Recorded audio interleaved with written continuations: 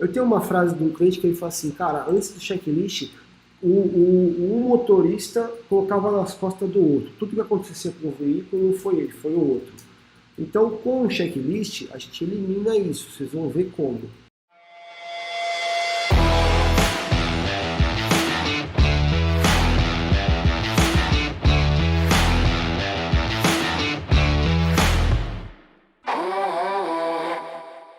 O checklist, ele vai te ajudar na manutenção. Então, vamos responder aqui, ó. Por que eu tenho que fazer o checklist? Até botei aqui os 4 tópicos principais, tá? Para eu não correr o risco de não te passar isso. Tá? Eu não posso esquecer, esses aqui são os 4 principais.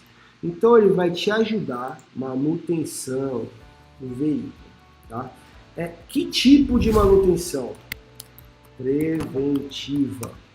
Cara, por que manutenção preventiva? Se muitas empresas só param o carro na oficina quando ele não anda mais. Cara, porque a manutenção preventiva é mais barata, o carro fica menos tempo na oficina e você evita acidente.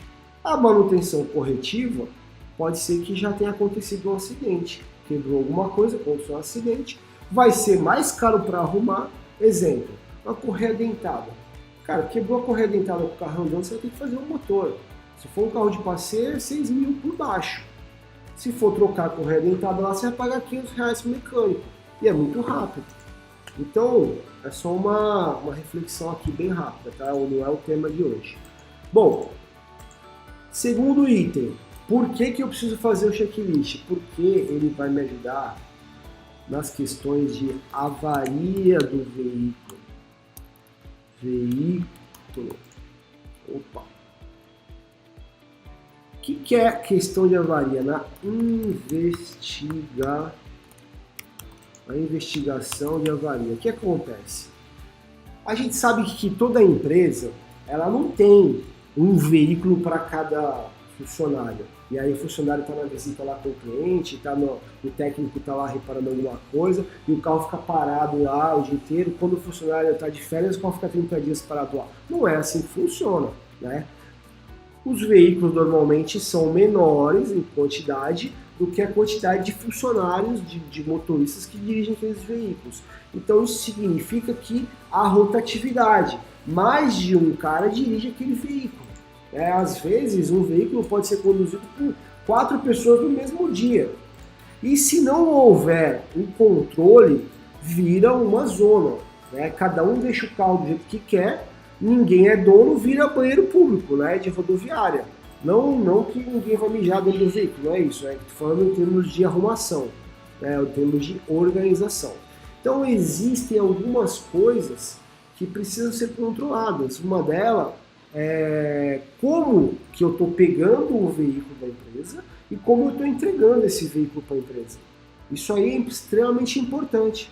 Eu não posso pegar um veículo com tanque cheio, eu saio todo lindo, bonitão, e aí eu pego o carro todo limpinho e tal, quando eu devolvo no final do dia, eu deixo o tanque na reserva, né? E o carro uma bagunça, com cheiro de bolacha lá para eu sentar em cima, né? E a outra pessoa que for usar o veículo vai ter que, às vezes está em cima da hora, atrasado para ir no cliente, vai ter que parar no posto para abastecer. Então, isso é um item, né, que você precisa controlar no checklist. A gente vai entrar nesses detalhes. Ou então, o que acontece muito o carro apareceu amassado. Lá tá o para-choque aqui, o para-lama aqui direito, da frente está amassado, está arranhado. Quem foi? Né? Então, eu tenho uma frase de um cliente que ele fala assim, cara, antes do checklist, um motorista colocava nas costas do outro. Tudo que acontecia com o veículo não foi ele, foi o outro. Então, com o checklist, a gente elimina isso. Vocês vão ver como. Tá? Então, esse é o segundo ponto. O terceiro motivo para você investir nesse assunto tech checklist é a questão jurídica. Vou até colocar aqui, ó, proteção jurídica. A proteção jurídica, porque, como eu falei, a empresa ela é responsável em dar condições para que o veículo, né, fique com a manutenção em dia. Porém, o condutor precisa ser responsável por algumas coisas, né? Entre elas, fazer o checklist e apontar se tem algum problema no veículo ou não.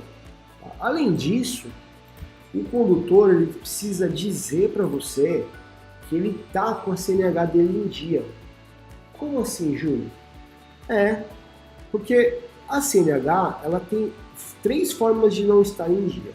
Primeiro, ela pode estar vencida, ela pode estar suspensa ou cassada. De repente o cara já estourou os 20 pontos dele, ele já recebeu cartinha, ele não podia nem estar dirigindo mais.